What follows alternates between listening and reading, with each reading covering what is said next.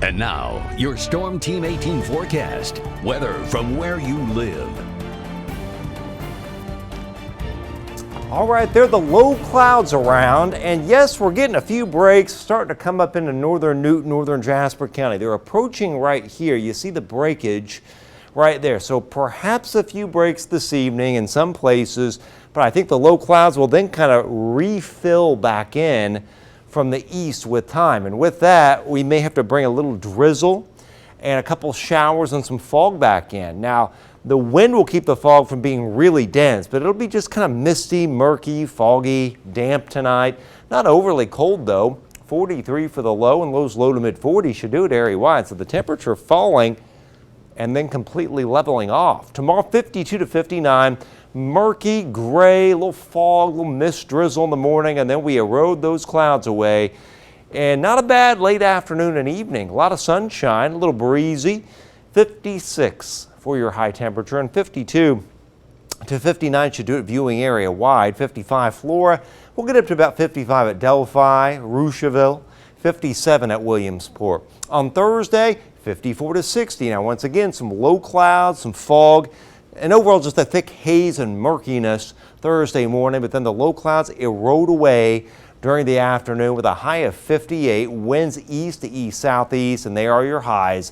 54 at Logansport, but a 58 at Attica and Lafayette. So there are a few of these little patches of drizzle, little fog around, the low clouds around after a few breaks in the clouds this evening. And then the low clouds erode away tomorrow afternoon, but watch what happens tomorrow night. They kind of fill back in from the east. So you can see the low cloudiness around at that time, and then they erode away again on Thursday, and then the high and mid-level clouds will increase and thicken come Thursday night. And we're going to have rain knocking on our back door Friday morning at 7:30. So we've got one wave of rain that comes through with perhaps a couple thunderstorms, and then it may shut off a little bit in the late afternoon to early evening, pardon me, on Friday.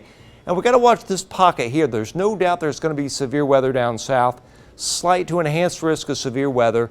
Marginal risk may move northward though, depending on how far north that warm front gets, and how warm it gets will be determined by how far north the warm front gets as well.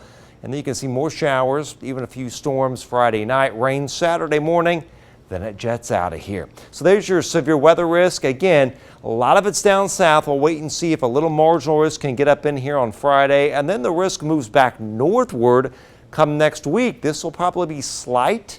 This could be slight or marginal, making it up to Iowa, and we'll see if some of this comes in by the end of next week as we warm right back up again. And in terms of rainfall, for whatever we get Friday and into early Saturday, we could get 3/4 to some places pushing 1.5 inches of soaking rainfall. And overall, even though it's nice to get some early farm field work done, we could use the rain to put the money in the bank, because I really think we're going to have some drought issues this upcoming summer.